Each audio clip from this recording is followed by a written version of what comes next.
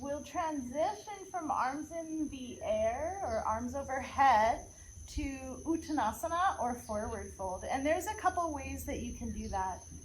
So coming forward on the lower back, it can add a lot of pressure, especially arms overhead. It's said that arms overhead adds 10 pounds per square ounce of pressure on the lower back. What does that mean? There's more weight on the lower back and you're more at risk to injure if you're not engaged and you're transitioning. So keep the legs engaged, keep the core engaged. If you're keeping the hands over the head, fold at the hips, keep the core engaged, and come to a 90-degree angle. Make sure there's a bend in the knee. Come down as much as you can, and then bring the arms to the ground. Allow the head to hang, the shoulders to round. So there's the first transition to forward fold. To come out, same thing. If you're going to bring the arms over the head, engage the core, engage the back, bring the shoulders up, and then come back up to standing.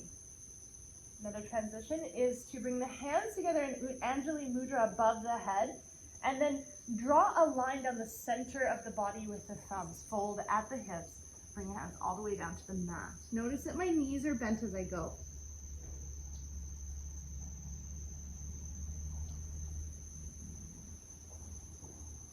And hands come down to the mat, allow the head to hang, shoulders to round. So when I come out this way, then I engage the legs and I will roll up just like a rag doll. Vertebra by vertebra, taking my time. And the final transition is arms out to the side, long spine.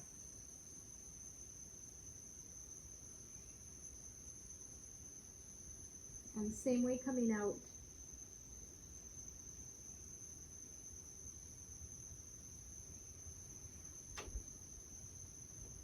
So lots of people will ask about once we're in forward fold, right? Like the idea is that we want to be learning to fold at the hips, not at the spine, because this is what can happen for a lot of people, right?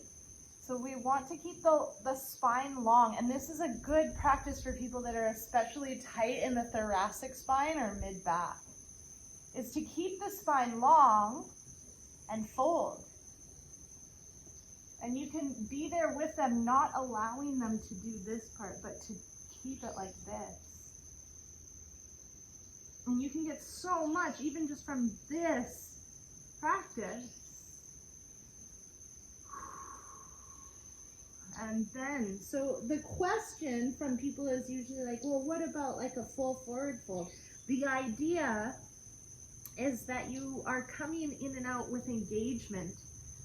Once you're there, you can release the engagement, but it's safer for the back to be engaged prior to transition. So if you can remember from anatomy, people usually get hurt in the transitions, coming into or out of the posture. So Uttanasana,